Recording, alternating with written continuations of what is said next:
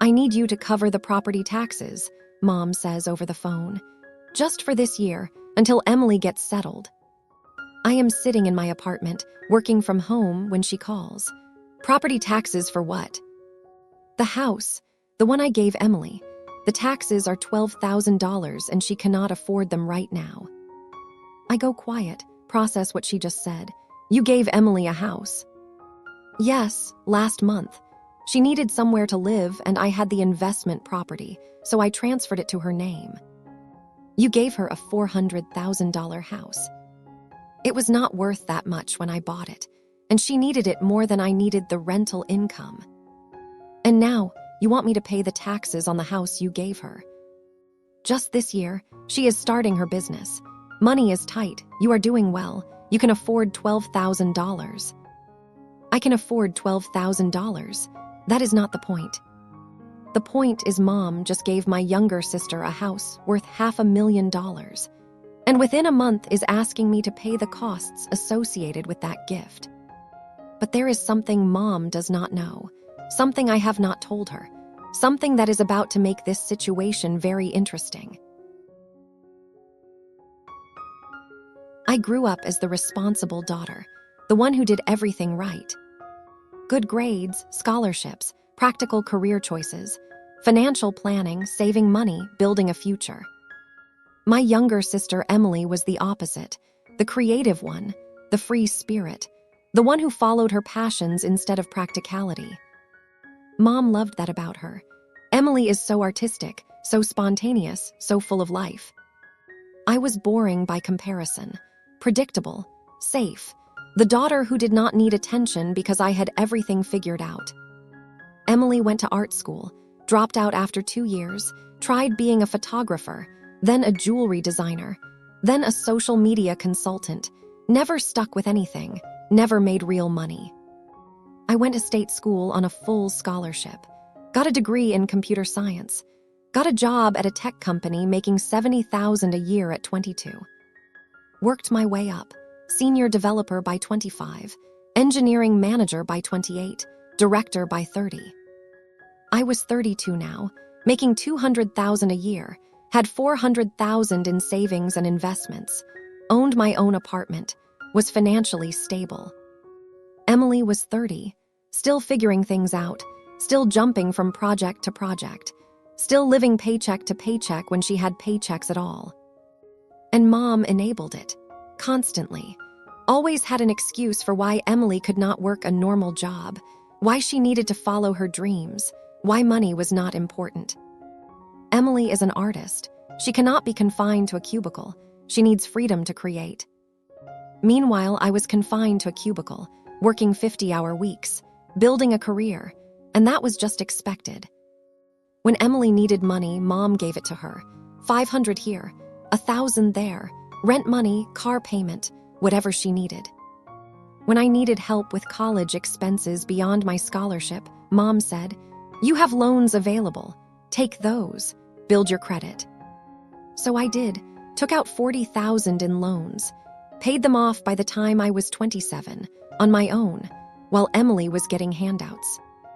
I did not complain, did not ask for equal treatment, just worked hard, built my life, stayed quiet.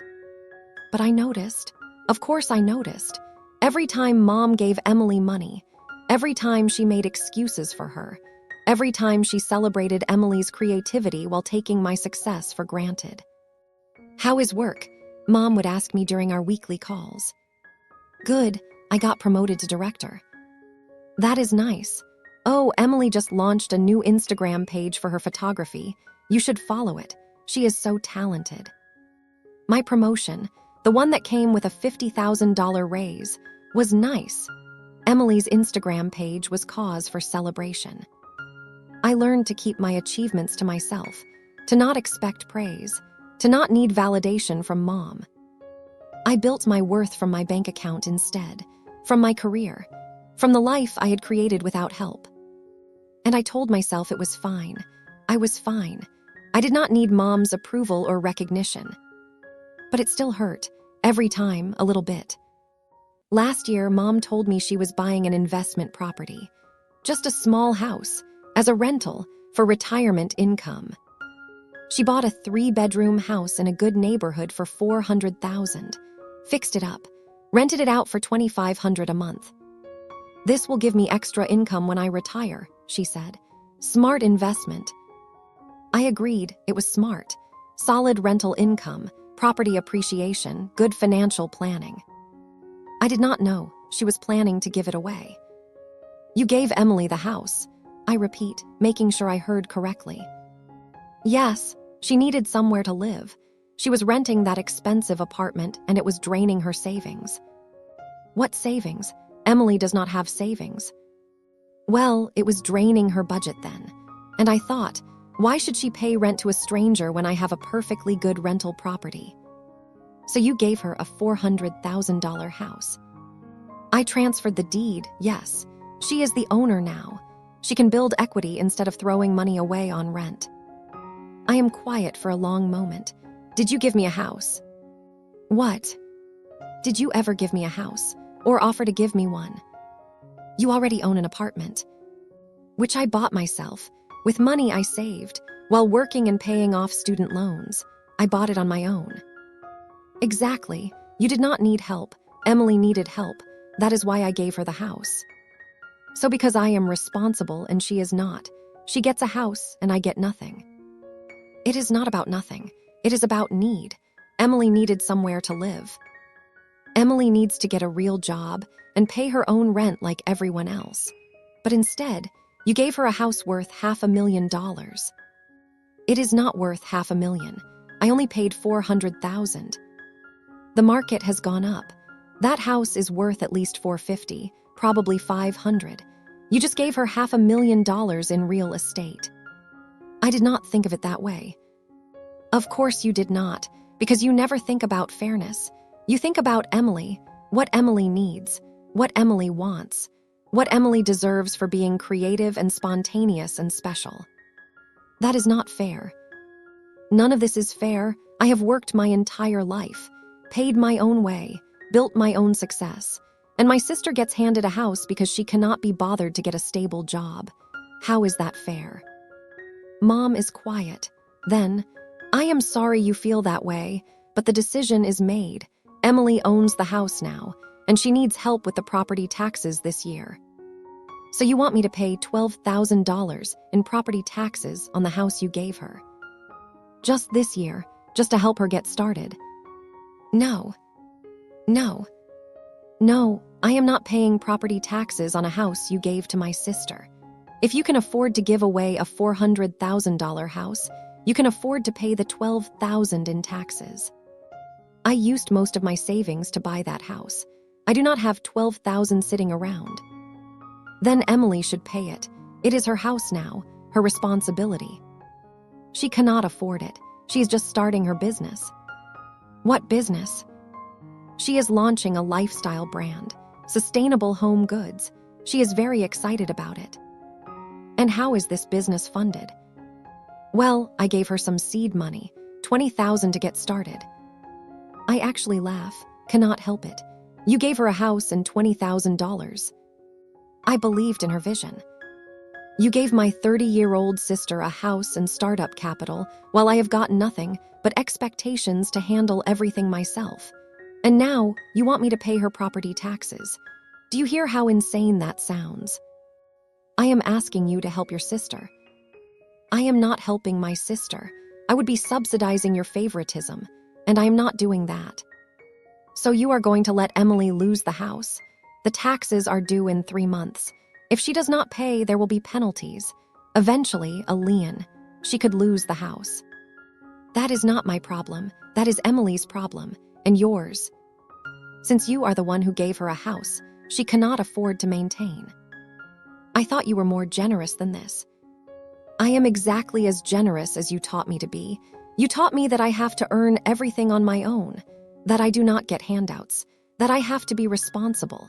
So that is what I am being.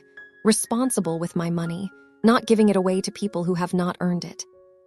I hang up, sit in my apartment, feel anger bubbling up, anger I have been suppressing for years. It is not about the $12,000. I can afford $12,000 easily. It is about the principle, the unfairness. The fact that Mom gave Emily a house worth $500,000 and within a month is asking me to subsidize it. While I have never received anything close to that kind of help, have built everything on my own, and that is just expected. I am done being the responsible one who gets nothing but more responsibility. Over the next week, I did not answer Mom's calls. Let them go to voicemail. Isabelle, please call me back. We need to discuss this. You are being unreasonable. Emily really needs help. I do not understand why you are being so stubborn about this. It is just $12,000. Just $12,000. Easy for her to say when she just gave away a house. Emily called too. Mom told me you are refusing to help with the taxes. What is going on? What is going on is Mom gave you a house and wants me to pay for it. She did not give me a house. She transferred the property to help me out. I am going to pay her back eventually. Pay her back? How? You do not have a job. I have a business. It is going to be successful. I just need time to build it. And in the meantime, I am supposed to pay your property taxes. It is not my property taxes. It is just helping out. Family helps family. Family helps family. Where was that philosophy when I was working 2 jobs through college? Where was family then? You did not need help. You had scholarships. I had partial scholarships. I still needed money for living expenses. I still took out loans. I still struggled. But nobody gave me a house or $20,000 or rent money or any of the constant bailouts you have gotten your entire life. I did not ask to be given a house. Did you say no? Silence. That is what I thought. You took it, just like you have taken everything else Mom has given you, and now you want me to keep funding it. I cannot believe you are being like this. So petty, so jealous. I am not jealous. I am done. Done being the responsible one who gets nothing. Done subsidizing your lifestyle. Done pretending this is fair. I hung up on her too. My phone kept ringing. Mom, Emily, even my aunt got involved. Your mother told me you are refusing to help Emily. That is not like you. Maybe you do not know me as well as you think. She is your sister. She needs help. She needs to get a job, not a handout from me on top of the house and cash Mom already gave her. You have always been so generous. Generous? I have been a doormat. There is a difference, and I am done. I blocked my aunt's number too. 2 months went by. The property taxes remained unpaid. I did not budge. Mom called from different numbers. I did not answer. Emily sent emails. I deleted them. They tried guilt. How can you do this to your sister? They tried logic. It is just 1 year of taxes. Is this really worth destroying family relationships? They tried anger. You are being selfish and cruel. None of it worked. I did not care. I was done caring. 3 weeks before the tax deadline, Mom showed up at my apartment. I saw her through the peephole, considered not answering. But I opened the door, let her in. Might as well get this over with. What do you want? To understand, to talk, to figure out why you are doing this. I am not doing anything. I am simply not paying property taxes on a house you gave to someone else. But you can afford it. That is not the point. Then what is the point? The point is you gave Emily a $500,000 house and $20,000 in startup capital and constant financial support her entire life. And you gave me nothing, not even recognition for succeeding on my own. And now you want me to pay the costs of your gift to her. That is the point. I gave you opportunities. You gave me expectations. You expected me to succeed so you did not have to help me. You expected me to be responsible so you could baby Emily. You expected me to handle everything alone so you could focus on her. That is not true. It is completely true. When was the last time you celebrated one of my achievements? When was the last time you asked about my life without immediately changing the subject to Emily? Mom went quiet, thought about it, could not come up with an answer. Exactly, I said. You do not see me. You never have. I am just the daughter who does not need attention, who does not need help, who does not need anything. I am sorry if I made you feel that way. You did not make me feel that way. You treated me that way for 32 years, and I am done with it. So you are going to let Emily lose the house, let her business fail, let her struggle. I am going to let her learn what I learned, that you have to earn things, work for things, that houses and money and success do not just get handed to you because you are creative or special or mom's favorite. She is not my favorite. Yes, she is. She has always been your favorite, and that is fine. You are allowed to have favorites, but you are not allowed to expect me to fund your favoritism. What do you want from me? An apology, recognition, what? I thought about it. I want you to leave, and I want you to stop asking me to pay for Emily. Stop asking me to subsidize her. Stop expecting me to fix the problems you created by enabling her. And if I do that, will you forgive me? Will we be okay? I do not know, maybe, eventually. But right now, I need space. I need distance. I need to not be the daughter who is expected to fund everyone else's choices. Mom left, crying. I felt a twinge of guilt, but not enough to change my mind. The property tax deadline came. Emily did not pay. Mom did not pay. A penalty was assessed, 10% plus interest. I did not pay. 2 months later, a lien was placed on the property. Emily could not sell or refinance until the taxes were paid. I still did not pay. 6 months after Mom gave Emily the house, Emily called me from a number I had not blocked. The county is threatening foreclosure. I'm going to lose the house. Then pay the taxes. I do not have the money. My business is not making enough yet. Get a job. I have a business. I cannot just abandon it. Then your business needs to make enough to cover your property taxes. That is how businesses work. Revenue has to exceed expenses. You do not understand how hard this is. I understand perfectly. You got handed a house you cannot afford to maintain. That is your problem, not mine. Please, I am begging you just this once. I will pay you back. No, I am done being the bank for this family. What happened to you? You used to be kind, generous. Now you are just cold.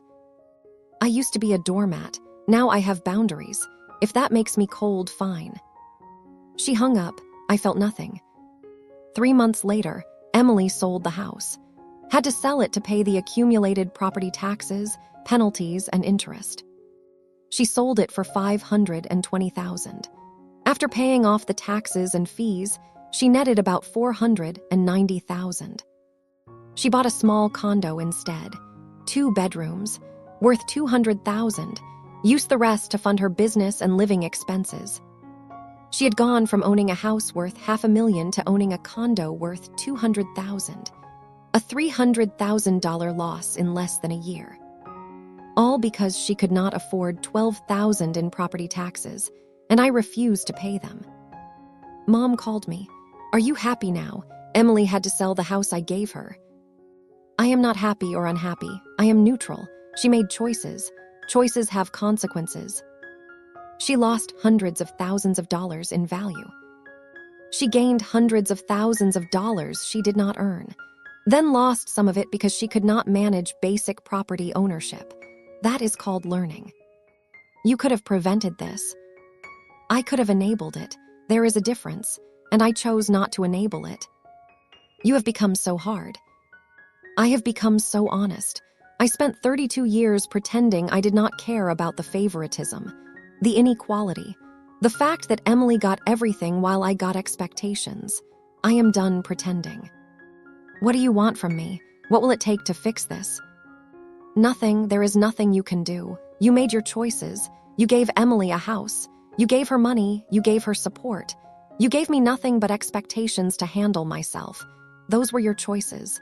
Now I am making mine. I hung up. Over the next year, I focused on myself, my career, my investments, my life. I got another promotion, Vice President of Engineering, $300,000 a year, plus stock options worth another $200,000 annually. I was 33, making $500,000 a year, had $800,000 in savings and investments, was on track to retire by 45 if I wanted. All without help, all on my own. All because I had been forced to be self-sufficient from the beginning. Meanwhile, Emily's business struggled, never quite took off. She ended up getting a part-time job at a boutique to supplement her income. She was 31, working retail, living in her condo, still figuring things out. The difference was, now she was figuring it out without handouts, without mom fixing everything, without me subsidizing her. And maybe, eventually, she would actually figure it out. Or maybe she would not. Either way, it was not my problem. 2 years after the house situation, Mom called with another request. I need to ask you something, and before you say no, please just listen. What? I am retiring next year. I have been planning my finances, and I am short. The rental income from the house was supposed to supplement my retirement, but I gave that house to Emily, so now I do not have that income. And I am wondering if you could help, just $1,000 a month, to make up for the rental income I lost. I was silent, trying to process the audacity. Let me make sure I understand. You gave away your retirement income, the rental property, to Emily, and now you want me to replace that income with my money. It is just $1,000 a month. It is $12,000 a year. For the rest of your life, that is probably $300,000 total. You want me to give you $300,000 to replace the income you gave away. When you put it that way, that is the only way to put it. You made a financial decision, gave away an asset. Now you want me to absorb the cost of that decision. I gave that house to Emily to help her. And now you want me to help you because you helped her. I am not doing that. What am I supposed to do? I do not have enough to retire comfortably.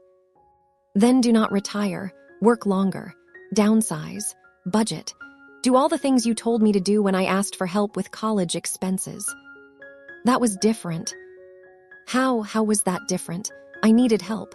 You told me to figure it out. Now you need help, figure it out. I am your mother.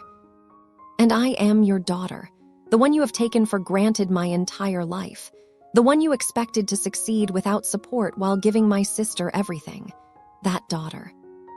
I know I have not been fair to you. No, you have not. And now you are asking me to fund your retirement because you gave away your retirement income to Emily. The answer is no. Please, I am begging you. I cannot afford to retire without help. Then do not retire, or retire with less, or ask Emily to help. She is the one who benefited from your generosity. Let her support you. Emily cannot afford to help. Because you gave her a house she could not maintain instead of teaching her to be financially responsible. That is a you problem, and an Emily problem, not a me problem. I hung up. Mom kept trying, different angles, different requests. Just $500 a month, just to help with basics. No. What if I paid you back eventually, from my estate? No. You are going to let your mother struggle in retirement. Yes. I blocked her number, again, permanently this time. 3 months later, I got a call from Emily. Mom is really struggling. She is going to have to go back to work at 68 because she cannot afford to retire. That is unfortunate. That is your fault if you just helped her out. It is not my fault. It is her fault. She gave away her retirement income. That was her choice. She gave me the house to help me. And now she needs help because of it, so help her. You are the one who got the house. You got the benefit. You deal with the consequences. I cannot afford to help her. I barely make enough for myself. Then I guess you both need to figure it out, together, as the two people who made poor financial decisions. You are unbelievable, so selfish, so cruel. I am exactly as selfish as I need to be to protect myself from people who only see me as a bank account. Emily hung up. I went back to my life. Guilt-free, boundary-protected, free. 3 years after Mom gave Emily the house, I got an invitation to Emily's wedding. I was surprised she invited me. We had not spoken in over a year. But there it was, formal invitation. Emily Hayes and Marcus Chen request the honor of your presence. I RSVP'd no, did not want to go. did not want to pretend we were a happy family. But Emily called. "Please come. I know things have been bad between us, but you are my sister. I want you there." "Why?" "Because despite everything, you are family, and this is important to me. You called me selfish and cruel the last time we spoke. I was angry. I did not mean it. Or maybe I did mean it then, but I do not feel that way anymore." "What changed?" "I grew up, finally. Marcus helped me see things differently, see that you were right about a lot of things." "Like what?" "Like I needed to get a real job, stop depending on handouts, learn to support myself. I have been working full-time for a year now, marketing manager at a startup, making $60,000 a year. It is not much, but it is mine. I earned it." "That is good." "And I am selling the condo. Marcus and I are buying a house together, something we can actually afford, with a mortgage we can both pay." "Also good." "I am learning what you always knew, that you have to earn things, work for things, that nothing worth having comes easy." "I am glad you figured that out." "Will you come to the wedding, please?" "I thought about it. I will think about it." That is all I ask. I did think about it, for 2 weeks, debated whether I wanted to re-engage with family who had treated me poorly for so long. Finally decided to go, not for Emily, not for Mom, but for me, to see if I could be in that space without anger, without resentment, with boundaries intact. The wedding was small, 50 people. Emily looked happy. Marcus seemed kind. Mom was there. We made brief eye contact. She looked older, tired. After the ceremony, at the reception, Emily pulled me aside. "Thank you for coming. It means everything." "You look happy." "I am. Marcus is good for me. He is stable, responsible, kind of like you actually." "That is a compliment." "It is. I spent my whole life thinking responsibility was boring. That structure was limiting, that I was special enough to not need those things. I was wrong." "What made you realize that?" "Losing the house, having to sell it, watching Mom struggle because she gave away her retirement income for me, realizing that my choices had consequences that affected people I loved. Those are hard lessons." "They were, but I needed them. If you had paid those taxes, I would have kept living in fantasy, kept thinking someone would always bail me out. You did me a favor by saying no." "I did not do it as a favor. I did it for me, to stop being used." "I know, but it helped me anyway. So thank you for having boundaries, for forcing me to grow up." We hugged. It felt genuine. Like maybe, eventually, we could have a real relationship, one built on mutual respect instead of resentment. Mom approached carefully. "Isabelle, can we talk?" "About what?" "About everything. About how I treated you, about the favoritism, about the expectations. I have had a lot of time to think, and you were right about all of it." "Okay." "I did favor Emily. I did expect you to handle everything alone. I did take you for granted, and I am sorry." "Thank you." "I know sorry is not enough. I know I cannot undo 33 years of inequality, but I want you to know I see it now. I see how unfair I was." "What changed?" "Struggling, not having the rental income, having to keep working at 68 because I gave away my retirement security. It forced me to face my choices, to see that I made bad decisions based on emotion instead of logic. And I should have treated you the way I treated Emily, not with handouts, but with recognition, with celebration, with pride. You earned everything you have, built an incredible career, became successful without help, and I never acknowledged that." "No, you did not." "I am proud of you, so proud. I should have been saying that for years, but I am saying it now. You are remarkable, strong, capable, everything I should have celebrated instead of taking for granted." I felt something crack, some wall I had built, not crumbling, just softening slightly. "Thank you for saying that. Can we start over, not forgetting the past, but building something new, something honest? Maybe, with boundaries, with honesty. With the understanding that I will never be the daughter who funds everyone else's choices." "I understand. I do not want that. I just want a relationship with you, whatever that looks like. Okay, we can try. We talked for a while, honestly, about the past, about hurt, about moving forward. It was not forgiveness. Not yet, but it was a start. 6 months after Emily's wedding, I made a decision.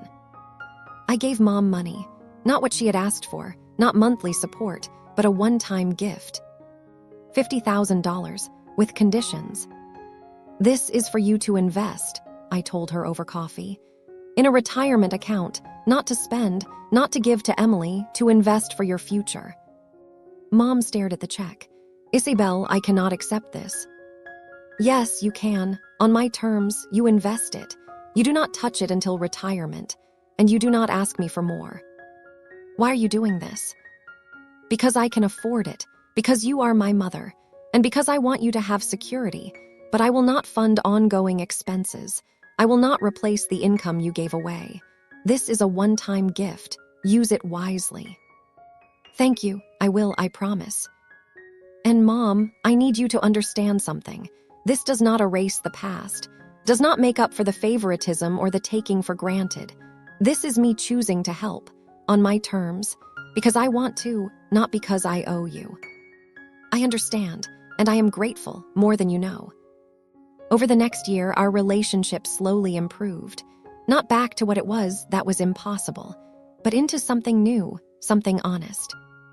Mom stopped asking for money, stopped making excuses for Emily, stopped taking me for granted. Started asking about my life, my work, my achievements, started celebrating me the way she should have all along. It was not perfect, but it was real, and that mattered more than perfect. Emily and I grew closer too. She had grown up, finally, was working hard, building a career, supporting herself and her husband without handouts. We had dinner once a month, talked about real things, built a sisterhood based on mutual respect instead of resentment. One night, over wine, Emily said, I am sorry for how things were, for taking everything Mom gave me without questioning if it was fair to you. You were doing what anyone would do, taking what was offered. But I should have seen how it affected you, should have said something, should have insisted Mom treat you better. You were younger, less aware. I do not blame you for Mom's choices. Still, I am sorry, and I am grateful for you forcing me to grow up, for not enabling me like everyone else did. You are welcome. For what it is worth, I think you are amazing. What you built, who you became, all without help. I do not know if I could have done that. You are doing it now. That counts. We clinked glasses, sisters, finally, for real. 5 years after Mom gave Emily the house, I hit a milestone. $1 million in net worth. 37 years old. Self-made millionaire. All from salary, bonuses, and smart investing. No inheritance, no gifts, no handouts, just hard work and discipline. I celebrated quietly, dinner with friends, a toast to myself, recognition that I had built something real. Mom called when she heard. $1 million, that is incredible. I am so proud of you. Thank you. I wish I had celebrated your achievements like this all along, recognized what you were building instead of taking it for granted. I wish that too, but we cannot change the past, only learn from it. I have learned, I promise you that. Emily called too.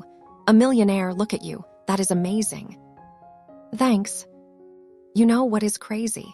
If Mom had given you a house like she gave me, you probably would have just sold it and invested the money, and you would have hit $1 million even sooner. Probably. But you did not need a house. You did it anyway. That is so much more impressive. I do not know about impressive, but it is mine. I earned it. That matters to me. It should. You are a badass. I smiled. Thanks, sis. Things were not perfect. Mom still occasionally showed favoritism. Old habits die hard. But she caught herself now, apologized, corrected, tried to do better. And I had boundaries. Clear, firm boundaries. I did not fund anyone else's choices, did not enable anyone, did not sacrifice my own financial security for others. I helped when I wanted to, on my terms, with my conditions, but never out of obligation or guilt. That was the difference. I chose to help instead of being expected to help. And that made all the difference. It has been 7 years since Mom gave Emily a house and asked me to pay the taxes. I am 39 now, worth over $1.5 million, still climbing in my career, still building my future. Emily is 37, married, working as a marketing director, making $90,000 a year. She and Marcus own a modest house they can actually afford, living within their means, building equity slowly. Mom is 75, retired finally, living on Social Security, a small pension, and the investment account I helped her set up. Not wealthy, but comfortable, secure. Our relationships are good, not perfect, but honest, built on mutual respect instead of resentment and obligation. People ask me sometimes if I regret refusing to pay those property taxes, if I wish I had just helped Emily to keep the peace. The answer is no, I do not regret it at all. Because those $12,000 were never really about $12,000. They were about 33 years of being taken for granted, of working twice as hard for half the recognition, of being expected to succeed without support while watching my sister get handed everything. Refusing to pay was not about the money. It was about refusing to continue a pattern, about setting a boundary, about saying enough. And that boundary changed everything. It forced Emily to grow up, forced Mom to face her favoritism, forced me to stop being a doormat. Was it hard? Yes. Did it damage relationships temporarily? Absolutely. Was it worth it? Without question. Because I learned something crucial. You teach people how to treat you. For 33 years, I taught my family that I would accept being taken for granted, that I would handle everything alone, that I would fund their choices without complaint. When I refused to pay those taxes, I taught them something new. I had limits. I had boundaries. I had worth. And they learned, eventually, slowly, but they learned. Mom learned that giving away assets has consequences, that favoritism damages relationships, that taking someone for granted means eventually losing them. Emily learned that handouts do not build character, that houses you cannot afford become burdens, that real success comes from earning it yourself. And I learned that saying no does not make you selfish, setting boundaries does not make you cruel, protecting yourself does not make you heartless. It makes you healthy. It makes you whole. It makes you free. I think about that phone call sometimes. Mom asking me to pay the taxes on the house she gave Emily. The casual assumption that I would just say yes, just handle it, just fund her gift. If I had said yes, nothing would have changed. Emily would still be dependent. Mom would still be playing favorites. I would still be the invisible daughter who got nothing but expectations. But I said no, and everything changed. Emily became independent. Mom became aware. I became free. And our family, broken as it was, started to heal. Not back to what it was that was toxic and unsustainable, but into something new, something honest, something better. Was it the $12,000 that made the difference? No, it was the principle, the stand. The moment I finally valued myself enough to stop subsidizing other people's poor decisions. Mom gave my sister a house, then asked me to pay the taxes. I said no, and that no changed everything. 7 years later, I am a millionaire who earned every dollar. Emily is a working professional who supports herself. Mom is a retired woman who understands the cost of her choices. And we are a family, not the family we were, but the family we needed to become. Built on honesty instead of resentment, on boundaries instead of obligation, on mutual respect instead of taken for granted expectation. I do not regret saying no. I regret not saying it sooner. But better late than never. Better to set boundaries at 32 than never set them at all. Better to be free than to be used. Better to be respected than to be expected.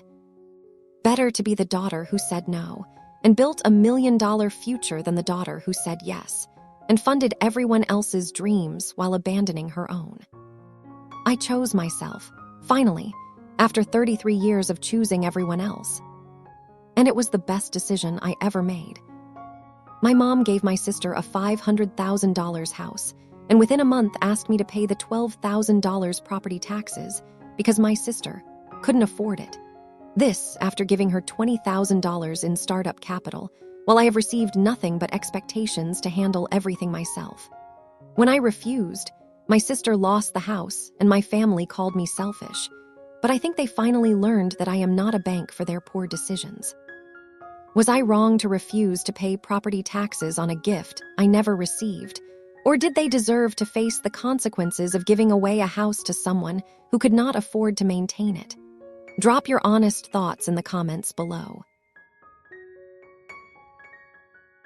If you believe people should face the consequences of their actions, hit subscribe. I have got more stories of justice that will blow your mind.